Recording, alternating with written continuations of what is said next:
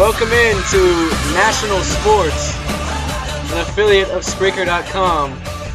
This is NSports. Day 1 is the first day of our sports camp here on the campus of UCLA at Reber Court. My name is Chris Sylvester. I'll be your host for Day 1 here, NSports Day 1. This is where it all got started last year. Of course, Robert Dieters and I, Cameron Sadeghi, Carl McGline, a plethora of guys all, made this possible over the past year. And once again, we're back at it for this whole week, so it'll be a lot of fun getting us all together again. But once again, my name is Chris Sylvester. I'll be your host today. Lots to cover at this late hour here on August 4th. It's Sunday night, so not too much going to be going on a Sunday night, but, the sports world never stops being busy, and tonight we're going to be covering college football, mostly more nonsense going around the Heisman winner, Johnny Manziel. We'll also be talking about Alex Rodriguez and his possible return to the Yankees lineup tomorrow. We'll be talking about the MLB standings. We're getting to the stretch run. We're getting to that point in the season where we're starting to learn who the contenders are and who the pretenders are. We had our first NFL preseason game tonight between the Miami Dolphins and Dallas Cowboys. We'll talk a little bit of NFL. And we'll close out the show talking NBA. Of course, the Miami Heat, the back-to-back defending champions, signing former number 1 overall pick Greg Oden. We'll see how that low-risk, high-reward contract, 2-year deal that he signed with Miami is going to work out. So obviously a lot to get to, and without further ado, let's get straight to college football. News, throughout this whole offseason has been swirling around Texas A&M's freshman going to be sophomore quarterback Johnny Manziel. Obviously, he's had scandals getting kicked out of the Manning camp. He got kicked out of a fraternity party at the University of Texas a couple weeks ago. He's just all sorts of lawsuits, all sorts of drama surrounding Manziel. A lot of people are really on this kid's back, and a lot of people are, with this kid saying, he's just a college kid. He's doing what most college kids do, but, he's just under the spotlight because of the instant superstar he became in his very first season at Texas A&M. So with me here, of course, we have our multiple college football analysts. We have Blake. Blake, introduce yourself, first, last name, whatever. Hey, I'm Blake Devine from Santa Barbara, and I'm here to talk college football. And we have of course, we all know Carl. Carl Mogline. I'm from Ashland, Oregon. Of course, he's part of the original national sports crew. We're going to keep adding on here throughout this week. And we got Nick Spadafora. Out of Corvallis, Oregon. Oregon. A couple Oregon guys with us here on the show today. So we'll all be talking about college football. First of all, we'll start with Blake here on the right. We kind of have a little round table going here. First of all, we all know Johnny Manziel, fantastic quarterback. He went into Tuscaloosa and beat Alabama, the eventual NCAA football champions last year. What do you think about all this stuff going on the field right now, off the field right now with Johnny Manziel? The latest news today is that the NCAA is investigating whether or not he was paid for signing hundreds of autographs on photos and sports memorabilia back in January. ESPN learned this information today. So this, on top of the partying going on top of the bar fight back in November or whenever that happened, what's your opinion of Johnny Manziel, and how is he already tarnishing, or maybe not in your eyes, tarnishing his image so quickly in his, collegiate and somewhat professional football career? I mean, I just really think that with Johnny Manziel, he's definitely got the talent there, but he is coming out with so many stories. I mean, he is like an NFL wide receiver these days with all these news stories about him, and I really don't know how it's going to affect his play this season. He stated that he's had some lofty expectations for his individual and team performances this year, and I don't know if he's getting the proper training this offseason that is going to allow him to kind of either go above or stay at the same level he was at last year. So with all the the kind of off the field drama, I question if he's going to be able to play at the level that he was last season. Yeah, I have to tend to agree with you on that. I mean, obviously, Manziel, there's no doubt that this guy has, freak athletic ability. He can throw the football. He can run the football with the best of them. One of the better, if not the best. I mean, he just came off a freshman Heisman season, one of the best one of the best dual threat quarterbacks out there right now.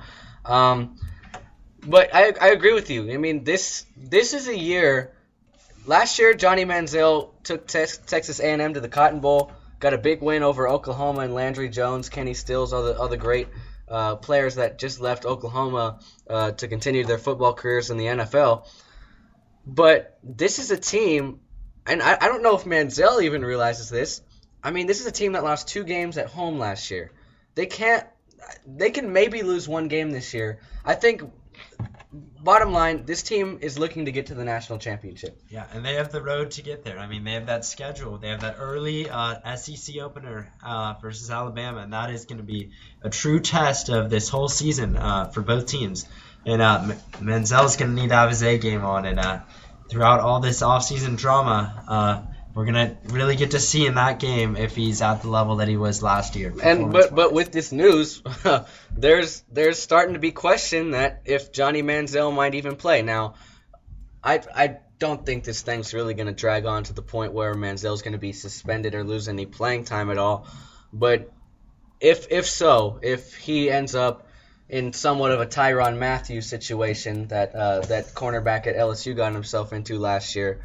That's just going from, the top of the world to the bottom because, I mean, this guy has all he had a great image. When he won the Heisman, I think a lot of people looked up to this guy, and I'm sure a lot of people still do football-wise, but with everything that's gone on this offseason, it's kind of hard to really look up to this 19, 20-year-old kid and really, expect him to do the same thing he did last year without maybe thinking it comes a little bit too easy. I mean, he was a little bit spoiled his first year, made it to a big-time bowl game, won the Heisman Trophy, upset the number 1 team in the nation. So, I mean, he got spoiled his first year. I wouldn't be surprised to see Texas A&M slump around the second year. Thanks for your input, Blake. Yeah. Moving on to Carl. Carl, what's your opinion on everything that's gone on here with Johnny Manziel and with this new development of the NCAA's investigation of his signing of autographs back in January?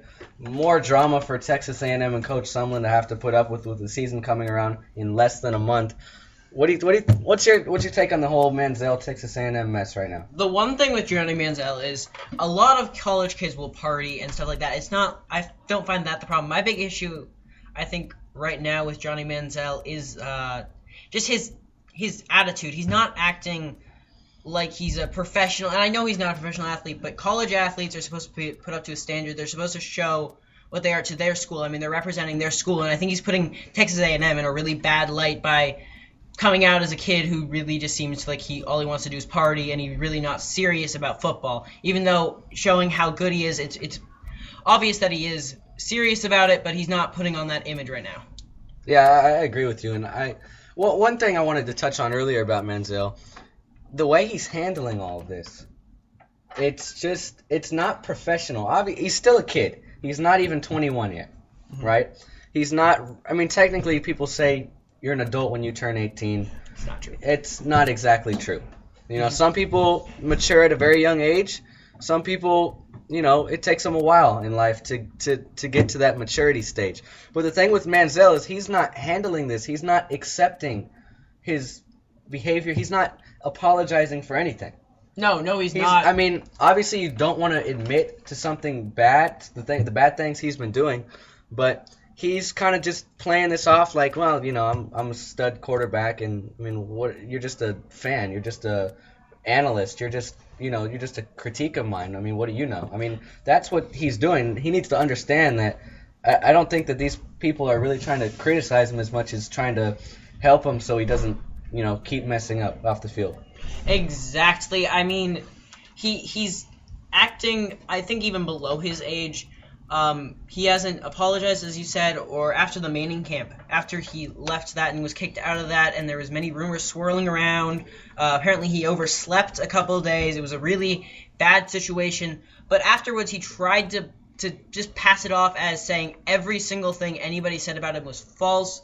He said that him and the Mannings were still very close, and that could be true. I just feel like there got to be more to it about getting kicked out of that camp, than that really prestigious camp, than just, oversleeping one day. I feel like he's not telling us everything, and I think it might be a little overdone, though, because this spotlight is probably bigger than it's ever been on a sophomore, excuse me.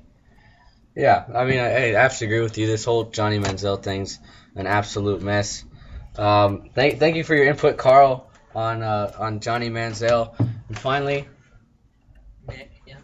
Yeah. I thought it was interesting. What's your opinion on this whole Johnny Manziel thing right now? I thought it was more interesting what his family had to say. There was an ESPN piece with his family, and his dad coming out and saying that he just hopes he doesn't get in jail. So he's knowing that he's not making the right decisions. And that famous quote of eating Skittles, drinking beer, and winning a Heisman. And, a lot handle the fame. And I think that has been shown very well. But the best thing that can happen for Giant football right now is for the football season to start.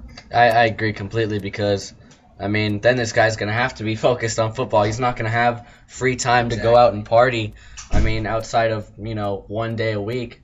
And, his body's probably going to be so banged up from getting hit so much in the SEC if he gets hit because, he is losing some top offensive linemen. Big testament, week 3. Week 3, Alabama. Beat him last year, snuck up on him.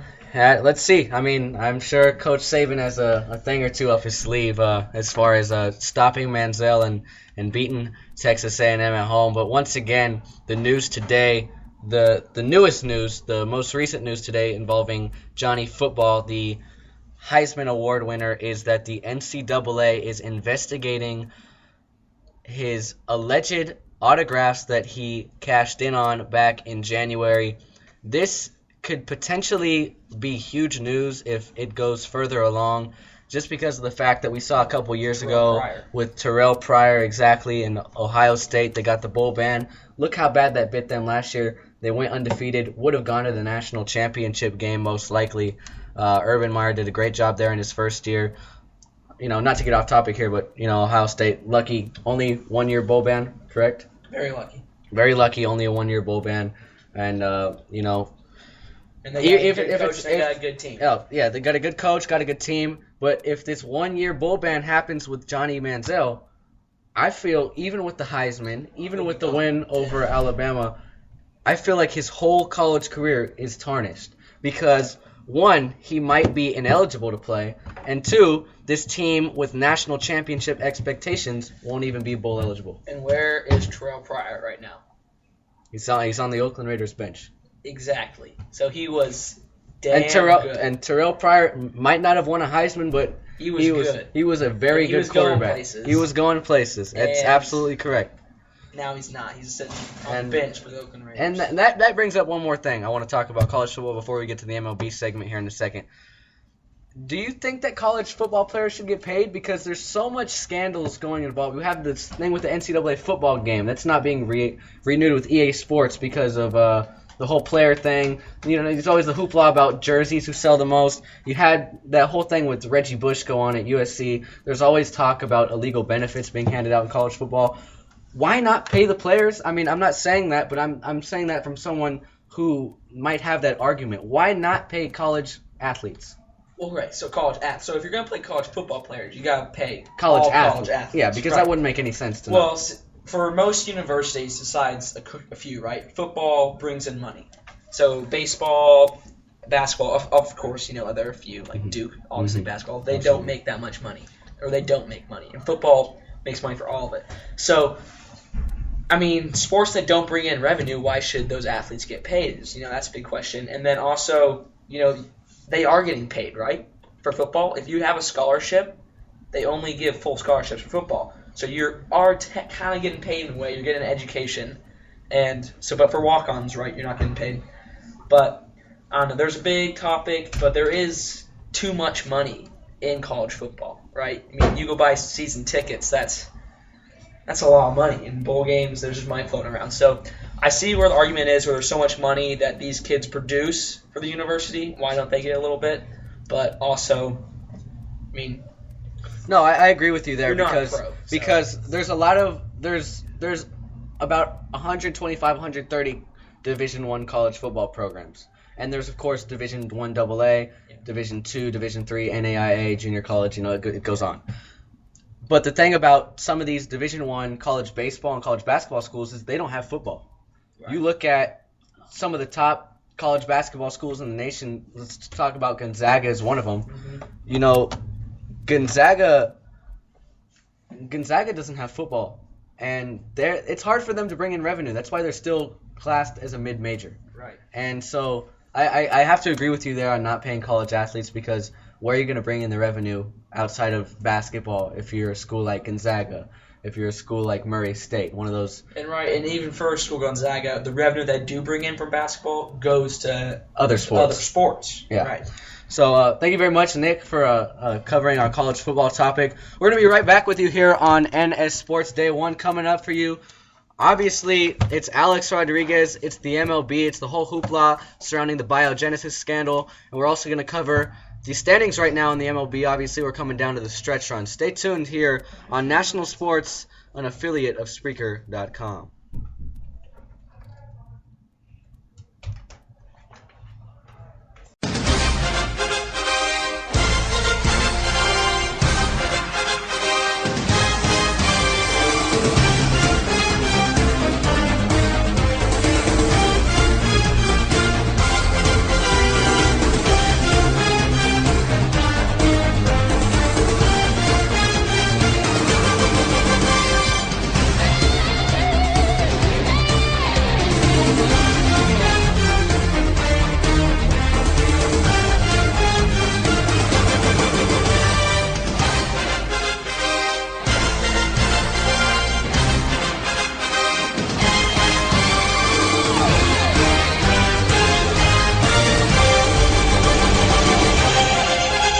All right, welcome back here into NS Sports Day 1 here live on the campus of UCLA, right around Reber Court. My name is Chris Sylvester, your host. We just got some great insight about Johnny football and college football. Obviously, that is right around the corner, but hey, it's August, it's summertime, it's MLB time. Nick Aguilera, Robert Dieters here with me to discuss, first of all, the biogenesis scandal, mostly surrounding Alex Rodriguez, and we have obviously standings to talk about as well. A lot of close division races, and the wild cards always gets fun around this time of year as well. Alex Rodriguez, Joe Girardi said today that he will pencil in Alex Rodriguez tomorrow in his starting lineup when the Yankees open up a 3-game series against the White Sox on the road in Chicago. But we're not sure if that's going to happen. The MLB plans to announce something tomorrow around noon Eastern, 9 Pacific over here at UCLA. But the Yankees still do expect Alex Rodriguez to be eligible to play tomorrow night. Multiple sources indicated, because they expect his suspension to be tied solely to a drug policy violation and thus eligible to be appealed. So it doesn't have anything to do with tampering with the investigation. It doesn't have anything to do with money during his suspension, which is going to happen. It's going to happen. He can appeal all he wants, but it's going to happen. So, first of all, we'll start with you, Robert, Mr. Founder, Boss, whatever you want to call it. What's your whole take on this Alex Rodriguez thing? Obviously, there's a couple of other players on this list who are bound to get suspended as well. But Alex Rodriguez, of course, one of baseball's biggest names, not in the prime of his career anymore, somewhat on the decline, but can still put up some numbers for you if you're the Yankees over at third base, even without the steroids. One of the greatest hitters of all time, if we're just talking numbers here. What's your whole outtake on this, and how long do you think he's going to be able to appeal this before him and the MLB come to an agreement on an appropriate suspension? And look, what his lawyer said was, hey, we're going to try to back up any discipline A-Rod is going to get at this point. It's not going to happen. MLB is going to take it over. MLB has good lawyers where he's going to serve his ban. He's going to accept it. Now, with the suspensions, about 50 games he gets suspended as a Yankee, the Yankees profit $7.5 million. That means they can go out, get new players, get more people. I mean, look at how much money they have, like almost $100 million on his contract. And they're saying the Yankees benefit from this. They do. They get a lot more money out of this. A-Rod's going to be sitting. He's not going to be able to be playing. Now, will he play in Japan? We don't know. That's another big question mark that I've heard spreading around. This is really disappointing in my opinion, but you also have to look at, imagine if Bonds was caught. Imagine Mark McGwire was caught. This could happen around the same thing as to them as well. That steroid era could have happened as well. So you look at this situation and say, hey, A-Rod was caught. He has to admit it this far. They have more stuff on him than Ryan Braun. And Ryan Braun is serving his suspension. He only has like 60 games. And, hearing a lot of, trash talk around him about even Aaron Rodgers saying, hey, well, I trusted this guy. This guy was really nice. I trust him. But now he's like, well, now he said, I did, I did drugs and everything. Did roids. And then, he just straight out says, now I don't like this guy anymore because of that. A-Rod, yeah, he's going to lose a lot of respect, especially in New York. But he's already been caught once back when he was with Texas, my bad, Texas. That was around that time in the beginning of his career he was caught around. And, he just got caught again, and they just have more stuff on him. MLB's not going to be able to back this. A-Rod's lawyer is not going to be able to back this up. Yeah, I have to agree with you there. Obviously, the suspension we've heard is likely to go through next season. And, honestly, it's not the worst thing in the world for the Yankees. Obviously, you miss that big bat that A-Rod has, right? I mean, he's still going to put up 20, 25 home runs for you in that small ballpark and those small AL East ballparks if he plays a full season and is healthy. He wasn't healthy this year. So I'm sure the Yankees missed him a lot.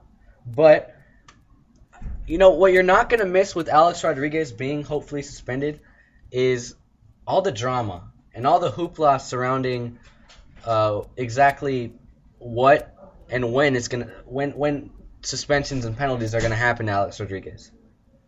And so I think we're getting to the end of this thing, but with him in the lineup, there's gonna be a lot of drama, a lot of media around New York and the Yankees right now, and it's just gonna be a mess until the suspension is handed out. Thanks for your input, Robert. Now I bring in Nick Aguilera. Nick, is it better, in your opinion, for the Yankees if Alex Rodriguez is suspended and all this gets resolved off the field, or do you want him back and do you want to see how long he can appeal this for? Do you just wish he'd accept his suspension already and just look ahead to playing whenever the suspension ends? Yeah, I just want him to accept it. He's honestly connected to have a lot of evidence against him, but you know what? This is what makes sports exciting.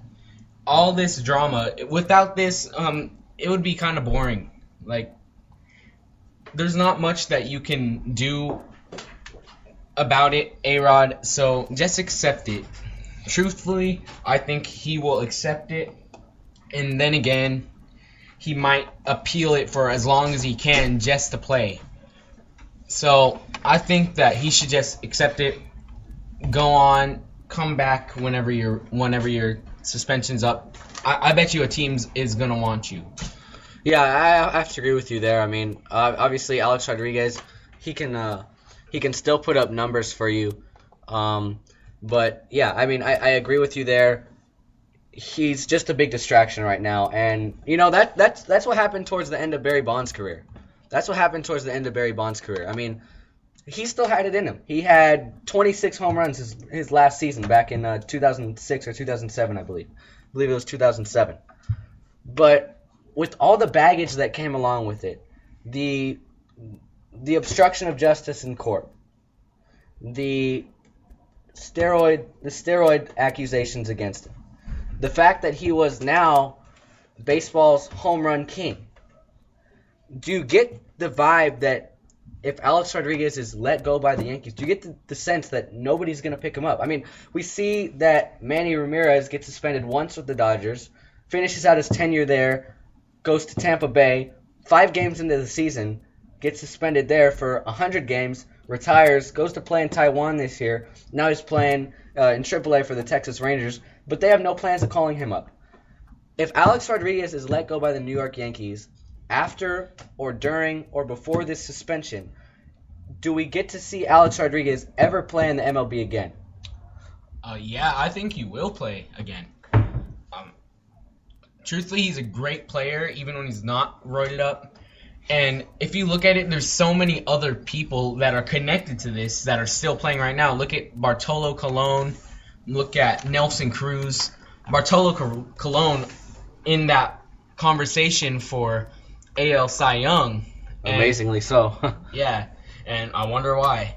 But I think that if they get suspended, they will appeal like A-Rod would. They'll try and play as long as they can, and then once the time comes, they will get suspended. And if things happen for a reason, I think that a team will pick up A-Rod because it looks like the same type of Manny Ramirez type of situation, and I think that they actually will call him up because he's just that good of a player, even without steroids. Yeah, I agree. Real quick before we close on this topic, Robert, you're a Bay Area guy. You saw the greatness of Barry Bonds. How would you compare the Barry Bonds situation to this one right here? Well, Barry Bonds was loved by many Bay Area fans. A man that really, everyone enjoyed to go see at the ballpark. Everyone hitting the home run record. In my opinion, this probably could have happened to Bonds too. He could have just ended his career after the ban as well. It depends how much home runs he has. That's just debating because I know A-Rod is very close of being Willie Mays, I believe. Yeah, he's closing. He's up there. And he's closing, but it doesn't look very good for him. And I don't think he would play ever again, in my opinion. I just think that he's done. He's not going to be there anymore. And by the way, let's go to suspensions, by the way, with Manny Ramirez. This happened to Josh Hamilton. He had a way different situation. I understand cocaine and everything. Yeah, no steroids involved. No performance enhancers. But he came back. It's drugs. Someone picked him up. Yeah. Cincinnati. Well, he first in Tampa Bay, played minor league, blah, blah, blah. Then he was part of the first, I think it was like a first-year draft. Mm-hmm. And then he was picked up by the Cubs, got traded to Cincinnati. Didn't get the start, but he got to be the backup, and he had his good season. Gets traded to Texas for Edison Volquez, and bam, you have a new superstar. Yeah, and, Texas, I read his book, Beyond the Belief, very good book. Yeah. Please read it. It's yeah, it is. It's a great read. I love it. I mean, he just says straight out, helping being with Texas really felt me comfortable. And, see, the thing with Josh Hamilton is that he turned his drug abuse into a positive. Guys like Manny Ramirez, guys like Barry Bonds, and I'm a Barry Bonds fan. I'm a huge Barry Bonds fan. He's the most fun baseball player I've ever seen play. The swing was the sweetest from the left side I've ever seen. But the thing with Barry Bonds, Manny Ramirez, and so far Alex Rodriguez, they have to somehow find a way to turn this negative into a positive. Because are performance enhancers bad for you like cocaine and heroin and all the stuff that Josh Hamilton was doing? No. They're not as bad for you. Obviously, all drugs are bad for you. Cocaine can kill you. Cocaine can kill you. Depends how bad it is. You can overdose on that. But Josh Hamilton turned his life from a complete negative to a positive, just not only through religion, but through improving his role model, improving his image in the mind of just the average baseball fan. And now Josh Hamilton is one of the most liked players in the MLB. Is there any way that guys like Barry Bonds, guys like Manny Ramirez, guys like Melky Cabrera, guys like Alex Rodriguez, all these guys in the biogenesis list, any chance that these guys can turn around their image after this all is said and done? Or do you think there's just, too much going on and guys just don't like cheating? I honestly love Josh Hamilton. I think he was a great player. Right now he's kind of slumping. And I think that if these guys just stop doing this kind of stuff, most people who get caught doing it multiple times are kind of dumb to do it again and again when you're just going to get suspended, guys. Turn it around. If you stop doing it, you'll be loved. You want to be a role model. Every little kid looks for a role model in baseball. Absolutely. Especially when you want to be in the major leagues when you get older. It's like a kid's dream, and you want them to look up to you as being a pure player. You don't want them to think that they go into the MLB, they automatically start taking drugs, inject them into their bodies, make them better, when they can just use their natural skill. Like some guys, like some of the young guys, like Mike Trout, Bryce Harper, I think that lots of little kids look up to them and want to be like them, so they have to work hard. But if you just look at someone who injects steroids, that's a bad example. So I think that if they just stop doing this kind of stuff, they can turn it around. Yeah, I agree with you, and we got to get to the standings real quickly. But Robert, do you have anything to add as far as steroids and HGH and biogenesis scandal before we move on to the MLB standings? Just looking back at the Royd era and seeing other people fail, right now Hall of Fame is really screwed up because now Mike Piazza. Now you don't know. Now you never know who's going to make it at this point, and it's disappointing. Bonds has a 35%. He had a 35%. And it's voting. sad. I want to see him get it. He's the home run king. I do, and this guy, maybe he did it. Maybe he went. Yeah, he didn't. Never was proven guilty. Yeah, in courts they talked about it. I learned a lot about this case as time went on. They never proved it, and it's sad how everyone is saying, this is now because a couple guys did it. You don't know if more guys did it, and that's the sad thing, and that's what we're going to have to deal with for the next 10, 20 years as far as Hall of Fame goes. So, obviously, we could go on about this the whole day, but we have a whole week to talk about this whole biogenesis scandal, and I can guarantee you this is not the last that we'll be talking about this, and I'm sure there's going to be some more A-Rod news to cover tomorrow night that comes out tomorrow. But let's get back to baseball. None of the drama. Right now in the American League, the division leaders, Boston has a slim lead over Tampa Bay, a 1-game lead. Detroit has a 3-game lead over Cleveland. Oakland has a 2.5-game lead over the Texas Rangers. In the National League, Atlanta has a 12.5 lead over Washington. They've won 10 games in a row. Pittsburgh is holding on to a 1.5 advantage over the St. Louis Cardinals. And the Los Angeles Dodgers, who absolutely caught fire over the last couple of weeks, 61-49 now on the season, hold a somewhat comfortable 5.5-game cushion over the Arizona Diamondbacks. Out of all these division leaders, which one really shocks you the most, and which team that's kind of out of it or not in first place shocks you the most too? Let's start with Nick Aguilera. The team that really shocks me the most is Boston. They are doing absolutely great this year. I do not think they will win that division, though. I like Tampa Bay, lots of young talent. They have Will Myers, who probably will be the American League Rookie of the Year. Christopher Archer, and a young pitcher. Matt Moore, who will be great throughout the stretch. And I think Tampa will take that division, but Boston will be the wild card winner. What about you, Robert? What's your biggest surprise as far as division leader goes? Biggest surprise, I would probably want to say Pittsburgh, a team that just came all the way up with one of the best records in Major League Baseball, and beating St. Louis and making it up there now. They were trailing St. Louis for a while and finally make it up top. And I'm really liking their team. Pedro Alvarez is having a breakout season. Andrew McCutcheon doing very well. Their pitching has been phenomenal. I think Pittsburgh can maybe go to the World Series. Yeah, that's somewhat of a bold prediction right there. But, when was the last time Pittsburgh had a winning season? 20 years? Yeah, but they still have great pitchers. Oh, and they still have a way to go. And they still have to hold off the St. Louis Cardinals. You never know if Cincinnati's going to make a run. They are just 6.5 back. There's a lot of baseball left to be played. They have one of the best bullpens. For the Pittsburgh Pirates, only have to get 15 wins to finish above 500 for the first time in 20 years. So, as of right now, and you don't want to jinx anything, you want to knock on wood. We're around a whole lot of wood right here at UCLA right now.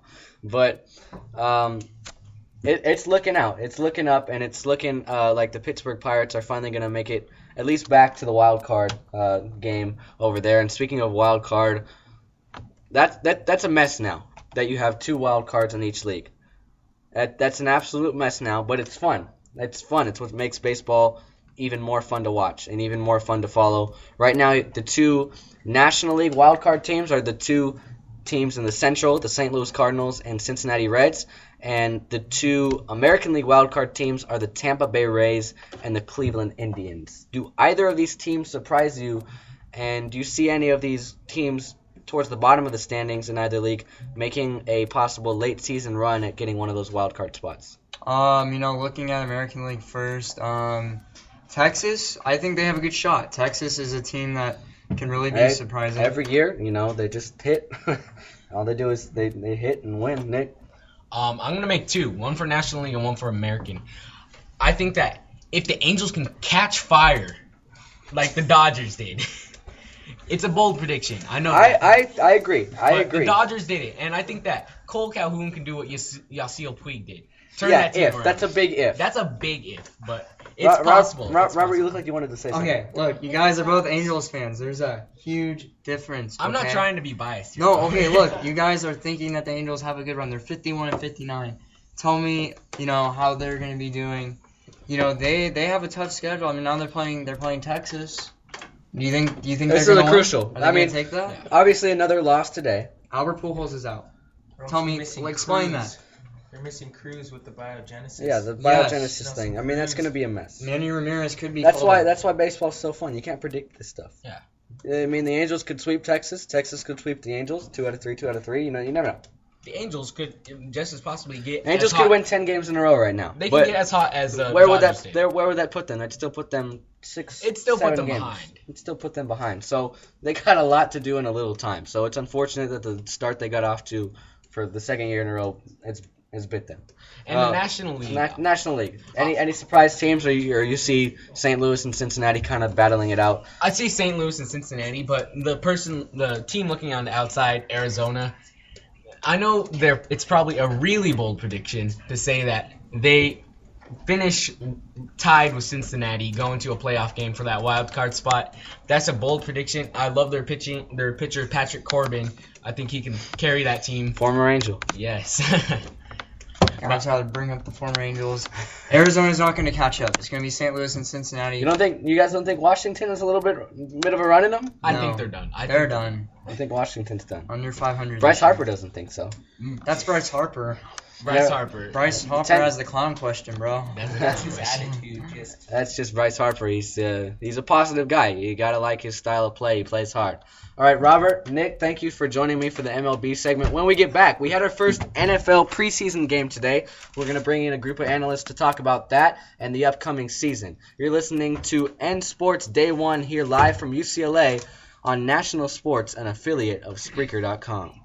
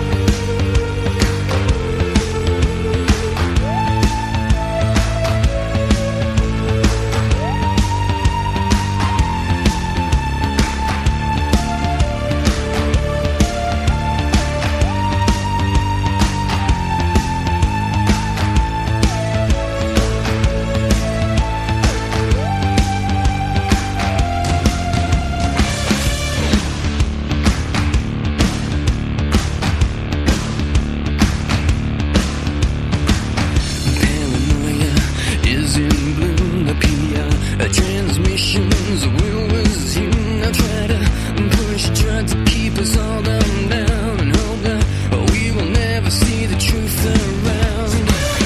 Another promise, another scene, another package like to keep us trapped in greed. All green belts wrapped around our minds, and endless red tape to keep the truth confined.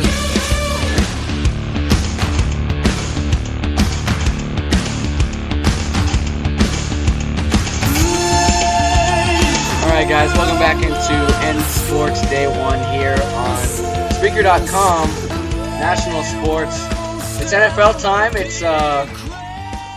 It's crazy. The off season in football is painfully long. I think we agree that the offseason in football is painfully long, but lo and behold, we found a way to get through another offseason, fellas.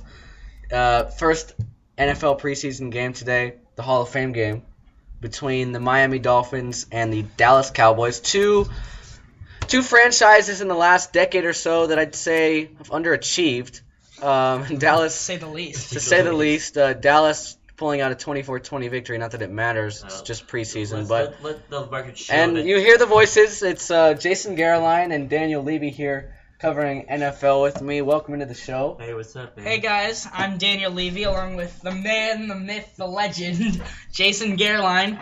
We're going to be talking about who we want to watch this NFL season. Gareline, let's start with you. What are some of your picks? Not just to watch this season. We're not even going to get into the Super Bowl yet. Can I just say something about the game tonight? Yeah. Let the record show that Tony Romo didn't play a single minute. Yeah, Let the record show that he wasn't able to be here, wasn't able to be in Akron tonight to destroy a Cowboys victory. But teams that watch. Well, let's start with let's watch. The Texans are my first team to watch. Just watch them build up success, and then just crash at the end of the season, losing 3 or 4 like they always do. Another team to watch, obviously, the 49ers. Their defense. I mean, what do you think, Daniel? The 49ers, I think, have the best defense in the NFL. I don't think that there's any way you can say no to that. The NFC West, I'm going to tell you this right now. The Super Bowl winner is going to come out of the NFC West. Whether it's the 49ers or the Seahawks, I don't know, but I can tell you right now it's going to be one of those two teams because the Seahawks are just too dangerous. We saw Russell Wilson, amazing rookie season. He's going to come back and have an even better sophomore season. I do not see a sophomore slump in his future. I think that the Seahawks are definitely just as much of a threat as the 49ers. I can't wait to see how these divisional games go. What do you think about the NFC West, Gareline? I mean, you have two legit teams, and I agree with Levy. I think they're both teams that can make deep runs in the playoffs. I don't know about Seattle going as far as saying that they can make it to the Super Bowl, but I certainly think that they can make a run in the playoffs. Obviously, we've seen San Francisco get to the Super Bowl this past season and come up short against the Ravens, but there's obviously another sleeper team potentially out there in the Arizona Cardinals. Do you agree with Levy's statement that the NFC West is one of the best divisions in college football, and do you agree that the Seahawks and 49ers are legit Super Bowl contenders? Well, I wouldn't go as far as saying the Seahawks are a Super Bowl contender. I mean, the 49ers definitely have the experience, and I mean they're hungry to get back into the Super Bowl. But Arizona, we'll see how they work out this season. The 49ers are long overdue for a Super Bowl. I mean, they would be my pick at this point. I said that they were gonna. I called the Super Bowl last year. I don't mean to brag, but I did call the Super Bowl last year. But this year, I think it's going to go the reverse way. I think that the 49ers are going to come out on top. And because they're just too hungry. They have been waiting too long, and it's their time, and they need to win it. What about the AFC? There's a gang of good teams in the AFC too. I mean, you got AFC West or AFC. It's the AFC. I mean, you got the Denver Broncos, you got the New England Patriots. You got the Patriots. You got the Texans. You got up and coming. You don't know how good Andrew Luck's going to be his sophomore season. I'm just going to stop you. I heard the Patriots. There is too much going on with the Patriots for you to even consider them a contender this year. Okay, hold on. I don't think Aaron Hernandez and this whole hoopla going around him, and I'm sure in the coming shows we're going to be talking more about this whole Aaron Hernandez thing.